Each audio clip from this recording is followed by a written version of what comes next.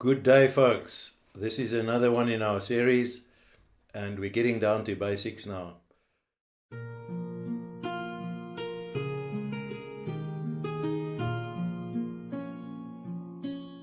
First of all, to understand the primary cause of malfunction in a human cell, which leads to disease, is that there are only really three causes.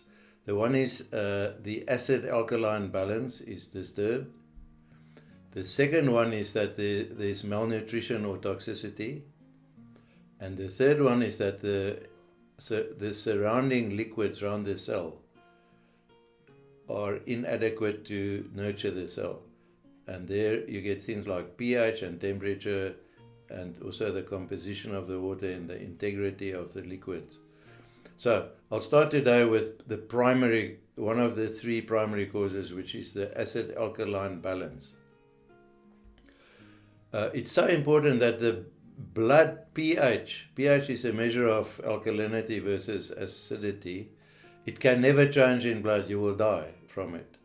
So the body will endeavor to do everything to keep the pH in the blood correct.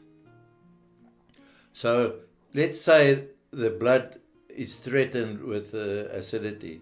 The body will even cannibalize the bones and the skeleton to correct the blood. Of course, then the skeleton will suffer, but the blood will be okay. So at any given point, the blood is the best part of the human body.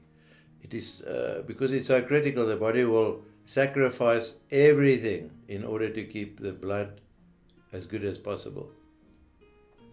So the only really acid part of a human is in the stomach acid, which is so acid so that it can digest protein especially. And you need that acidity immediately when it leaves the stomach, it is neutralized by some other chemicals from the pancreas. So the easiest way to spot acidosis is any condition that's ends with the word itis, like tonsillitis or arthritis, or there are thousands of those words in the medical dictionary. And itis means it's inflamed. And the reason why it's inflamed is because it's acid. Acid is a no-no in the body, but it is very damaging to healthy tissue. So your body cannot correct it spontaneously. Although the body does make the counteraction to acidity is bicarb. Bicarb is a composition of a molecule, but your body can run out of it. Your body can only make so much. So the easiest way to balance pH in the body is with your food. So we have acid-forming foods and we have alkaline-forming foods. So it's the best to have a balance of the two. And from experience, I've learned that about 80% alkaline and 20% acid is ideal for a human. The body can cope with it and tolerate it. And if you are in an acid state, you can take additional bicarbonate products. You get bicarbonates of minerals like magnesium bicarbonate or calcium bicarbonate.